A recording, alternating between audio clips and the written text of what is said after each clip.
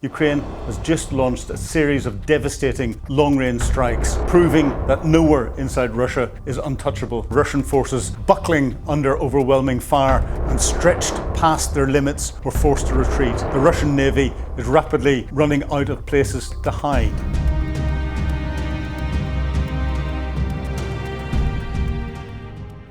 As Ukraine bombs another Russian ship and Putin's generals are forced to pull troops from the front lines, there are major updates from Ukraine. I'm Philip Ingram, and this is Battle Plans Exposed. In a week where Vladimir Putin has had an opposing political leader jailed for 11 years just for condemning his illegal war, cracks are starting to appear in Russia. Mass hysteria has spread across the country, with Russians withdrawing their savings from the nation's banks over fears the Kremlin could seize their money to finance the war. The UK has been accused of deliberately escalating the conflict by supplying drones to Kyiv. Russia's Foreign Minister Sergei Lavrov threatened the deeper the UK's involvement in the conflict, the higher the price it will pay. It shows two things: Allied support for Ukraine is really paying off, and it is a considerable thorn in the side of Russia's warmongering leadership.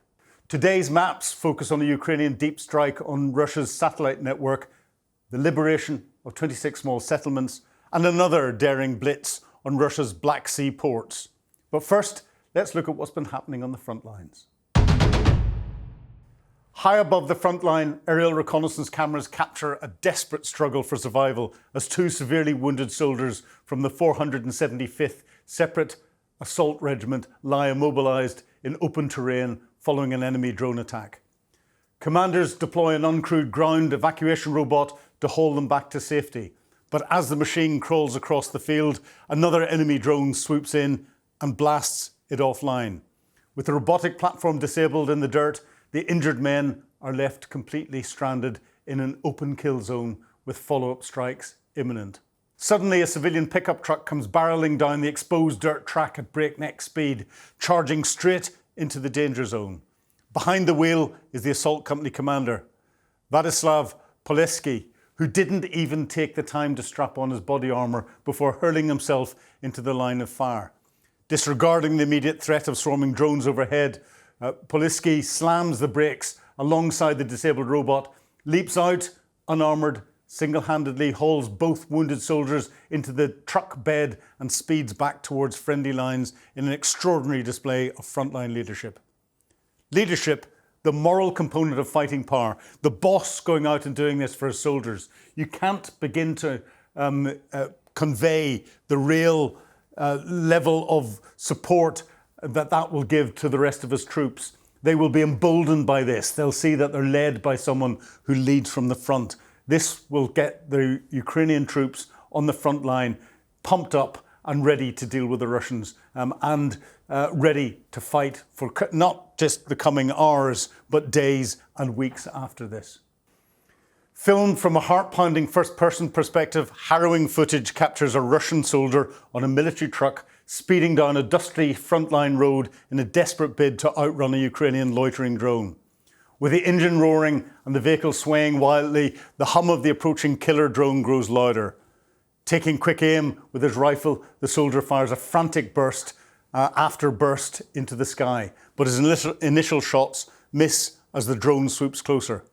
With fractions of a second remaining before impact, the soldier fires off one last shot at point-blank range, detonating it in mid-air, just meters from his face.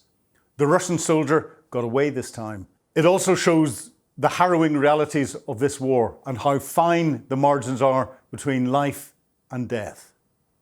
High above the countryside, striking air-to-air footage captures a Ukrainian MiG-29 fighter jet locked in a high-speed chase across the skies. The interceptor closes the distance on a Russian-operated, Iranian-designed Shahed kamikaze drone buzzing low over the landscape. The Ukrainian pilot shadows the jet-powered loitering munition, waiting for the precise window to eliminate the threat without risking civilian infrastructure below. Moments later, the jet sweeps back into frame to deliver a decisive blow, unleashing a targeted strike that tears through the target mid-flight. The hit triggers a violent explosion, sending the intercepted Shahed spiralling out of control toward an empty field below. The Shahad bursts into a fiery blaze, sending a heavy plume of black smoke into the sky. Now, the MiG-29 against the Shahad, that is a little bit of overkill. The Ukrainians would far prefer to down the Shahads with their Gepard air defence guns or anti-drone drones. However, with this new jet-powered Shahad that the Russians are using, they're having to use all of the different tactics. And with the drones coming over such a large area across the front line, making sure you've got the right weapon system in the right place is always a challenge. This next video comes from the 1st Azov Corps of the Ukrainian National Guard as it delivers a devastating blow under Operation Hell 2. Despite clear indications that Ukrainian intelligence was tracking their every move, Russian units continued using the occupied Donetsk region to store and route vital fuel for the front lines. Waiting for the exact moment to strike, Azov operators unleashed a coordinated assault targeting the network of military fuel depots powering the enemy's advance. What were once glowing target coordinates on intelligence maps have now been reduced to blackened, scorched earth, while enemy strikes routinely impact non-combatants and public infrastructure. The 1st Azov Corps draws a firm line, sparing civilian gas stations while relentlessly dismantling military logistics. For the occupation force, Operation Hell 2 serves as an unmistakable warning. Any infrastructure sustaining the invasion will be systematically hunted and shown no mercy. And this is part of that land bridge between Russia and Crimea. But it's also the bit behind the front lines in the east of Ukraine that the Russians are using to store their fuel, to store their ammunition, to store their food and medical supplies. And all of those are what are called combat supplies. Deny those from getting to the front lines and you're weakening the Russian forces on the front lines. That is all part of Ukraine's tactics to completely dominate that whole land corridor that goes through occupied territories. In surreal and harrowing footage from the front line, a Russian soldier attempts a desperate act of camouflage as a Ukrainian loitering drone hovers overhead. Crouched in a forest, the soldier picks up a fallen tree branch and holds it above his body, hoping to blend into the surrounding brush and evade it. However, the drone's high-resolution optics instantly spot movement, leaving him completely exposed with nowhere left to run. Realising his disguise has failed, the soldier makes one final frantic effort at self-defence, swinging the heavy branch like a bat to swat the incoming craft out of the air. But it's all in vain as the drone homes in. The scene captures the sheer panic of the soldiers being hunted by drones on the front lines. It also shows the harrowing loss of life being suffered by Russians, all in the name of Putin's illegal invasion. It's that terror, that physical terror, that human on human, but it's drone on human, but there's a human operator, that is very difficult to convey in a video or anything else. This comes close to it. And that's what war, no matter how much technology you've got, that's what war is really like. So let's take a look at a strategic Ukrainian strike deep inside Russia that has crippled Moscow's satellite network.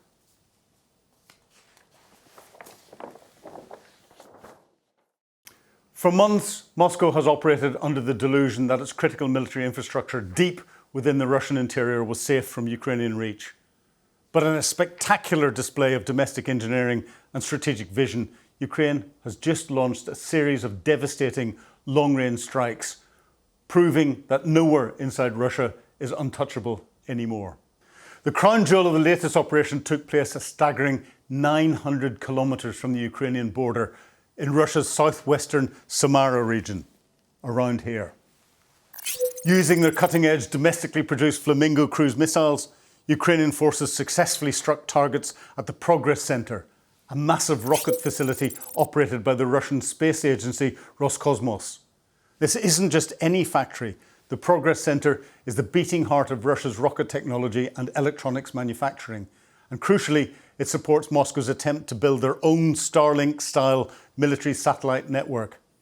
Taking out this facility is an absolute masterstroke by Ukrainian intelligence and military planners. By targeting the very infrastructure that Russia relies on to build its own satellite communications network, Ukraine is actively working to blind the Russian military command. Modern warfare relies heavily on secure, high-speed satellite links for drone operations and frontline coordination. Dismantling this Starlink-style project means Russian troops will remain stuck in the dark, struggling with disrupted communications and fractured logistics across the battlefield. And Ukraine didn't stop there. In a coordinated, multi-pronged assault, Ukrainian forces also successfully targeted the Sevastopol airbase, which is in this region here, located roughly 700 kilometers deep into Russian territory. While local Russian officials, like the mayor of Samara, tried to spin the usual propaganda about repelling a massive attack, they were forced to admit that industrial site sustained serious damage. The reality on the ground is that Russian air defences are completely overwhelmed and failing to protect the high-value military assets that sustain their illegal invasion. President Zelensky made it very clear when he said, "These strikes are part of a deliberate campaign of long-range sanctions designed to systematically reduce Russia's war potential." Meanwhile, as their domestic military infrastructure burns, panic is settling in over at the Kremlin regarding massive international support for Ukraine. Moscow is currently scrambling, demanding answers from both Washington and Ankara over a potentially game-changing arms transfer.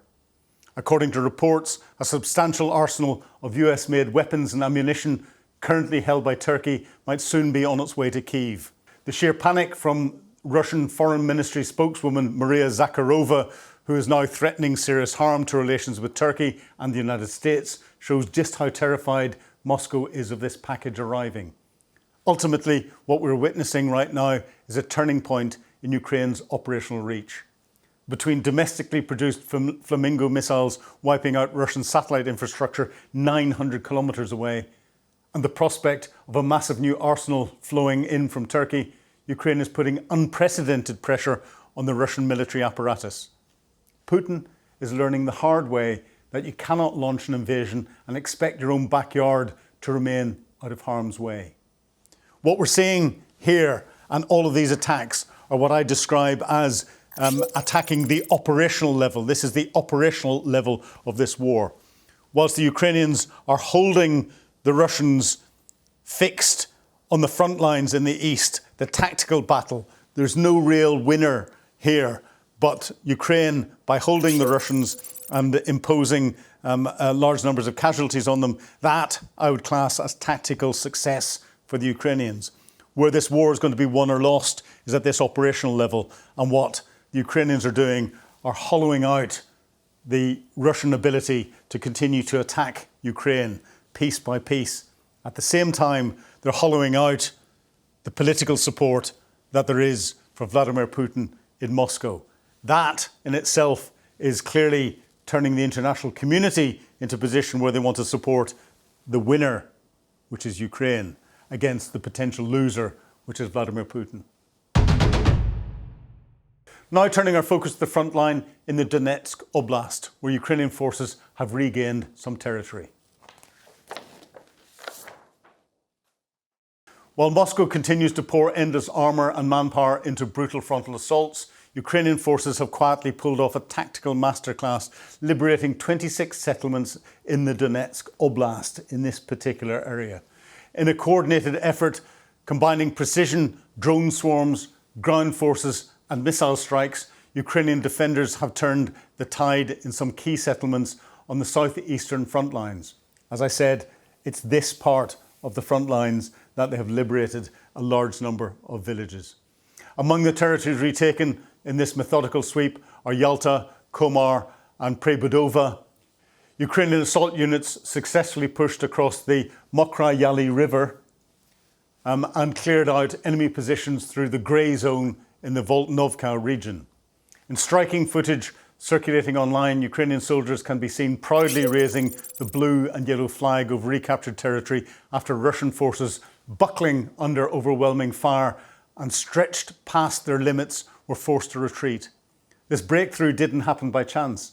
It was the direct result of exploiting Russia's own aggressive overreach. Under the command of Ukraine's Commander-in-Chief, Mikhailo Drapati, Ukrainian forces seized the opportunity to launch calculated counteroffensives. Moscow recently diverted massive amounts of personnel and heavy equipment northeast of Pokrovsk, frankly trying to push towards the Shakovi area about here. But in their haste to stack forces outside Novorossiysk for a localised offensive, the Russian command severely thinned out their defensive lines elsewhere, creating a vital vulnerability that the Ukrainian intelligence was very quick to spot. A huge part of this success comes down to Ukraine's relentless strategy. As Russian military convoys attempted to move through the Novorossiysk to build up their offensive push, elite units of the SBU Alpha Special Forces and drone operators hunted them down continuously.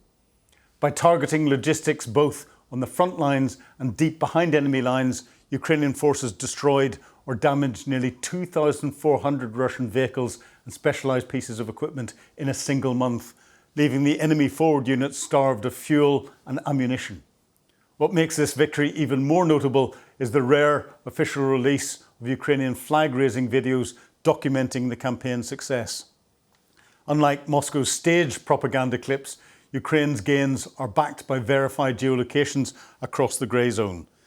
As Ukrainian forces consolidate their gains and press forward around Komar, Russia is learning that territory cannot be held when your logistics are systematically dismantled. Ultimately, this operation highlights the power of Ukraine's overarching strategy: hold the line, sever the enemy's logistic arteries, and strike with overwhelming force the moment Russian lines are overextended. And this is a perfect example of how Ukraine's drone domination of these rear areas, cutting the logistic lines of communications, this is all part of occupied Ukraine. This is all part of that land bridge that goes from Russia down to the north of Crimea. But by dominating this area, stopping the Russians being able to move their logistic forces forward is weakening their ability to fight in the front line. And when Ukraine can get its manoeuvre forces, and they're showing proper manoeuvrist approach to operations here, when they can get their manoeuvre forces into position and to counterattack in, they're having success against the Russians, because the Russians don't have enough ammunition or fuel or equipment to be able to survive the onslaughts that are happening in the front line. But again, it's difficult for the Ukrainians to develop a sufficient punch to get through, because this whole front line is massive, 1,000+ kilometres. That is unimaginable, and I've been in many conflicts. Now turning our focus to the Black Sea, where Vladimir Putin's dwindling naval fleet is being bombarded.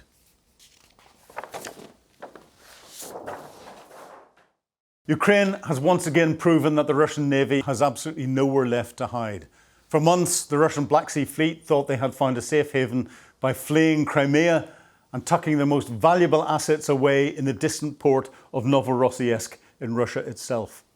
But in a brilliant display of long-range strike capabilities, Ukrainian forces have just blown that false sense of security wide open, delivering yet another devastating multi-layered attack right in Russia's own coastline. Ukrainian defenders launched a highly complex, coordinated assault that completely overwhelmed Russian air defences. Combining their famous uncrewed surface naval drones with jet-powered aerial strike drones and locally built Neptune anti-ship missiles, Ukraine hit the port city with a relentless barrage. Bystander footage from the ground showed absolute panic as the Ukrainian weapons pushed through the defensive lines and found their marks. Ukraine's military has officially confirmed that the strike successfully hit 4 major Russian warships docked at the naval base. The confirmed targets include the Boyan M-class missile ship, the Vasil Baikov-class patrol vessel, and most importantly, 2 massive Grigorovich-class missile frigates, the Admiral Essen and the Admiral Makarov. While independent satellite imagery suggests the ships didn't completely sink, they sustained significant damage that will keep them out of the fight for the foreseeable future. Taking the Admiral Essen and the Admiral Makarov out of commission is a massive strategic victory for Ukraine. Both these frigates are heavily armed with vertical launch systems capable of firing Caliber, Onyx and Zircon cruise missiles, which Russia routinely uses to terrorise Ukrainian cities and civilian infrastructure. By neutralising these vessels at the pier, Ukraine isn't just winning a naval battle, they're directly saving Ukrainian lives by destroying the launch platforms at the source before they can fire another volley of missiles. But the Ukrainian armed forces didn't just stop at the warships. The strikes also hammered crucial infrastructure that fuels Putin's war machine, including a pier at the Schenk-Harris oil terminal. Satellite imagery has verified extensive impacts across the port facilities, proving once again that Ukraine is systematically targeting the logistics and economic hubs that sustain the illegal invasion, squeezing the Russian command where it hurts most. This attack represents a massive strategic shift in the naval war. Novorossiysk was supposed to be the ultimate fallback position for the Black Sea Fleet after relentless Ukrainian sea drone attacks made Sevastopol in occupied Crimea completely untenable. The fact that Ukraine can now reach out and strike a concentration of high-value warships at this distance proves that the entire Black Sea is now a high-risk kill zone for the Russian Navy. Their fleet has been forced into an embarrassing retreat, and yet the persistence and ever-increasing range of Ukrainian forces mean even this distant port is no longer safe. Ultimately, this operation is a masterclass in asymmetric warfare. Without a traditional large-scale navy of its own, Ukraine continues to systematically dismantle one of the world's supposed top fleets, crippling both their combat capabilities and their logistic lifelines. As Ukraine continues to push the boundaries of drone and missile technology, the Russian Navy is rapidly running out of places to hide.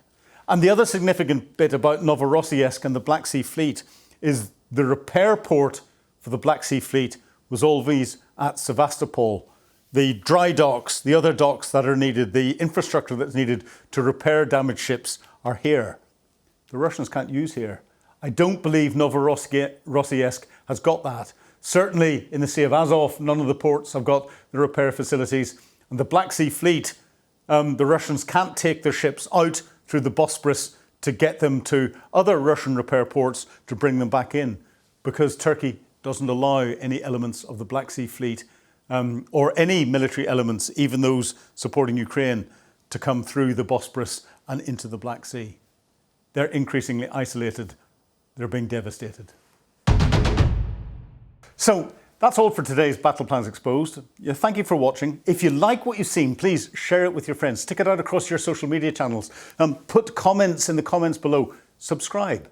That's important. We like your subscriptions. But tell us what you'd like us to focus on and what you'd like to see. But thank you for watching. I'm Philip Ingram. Goodbye.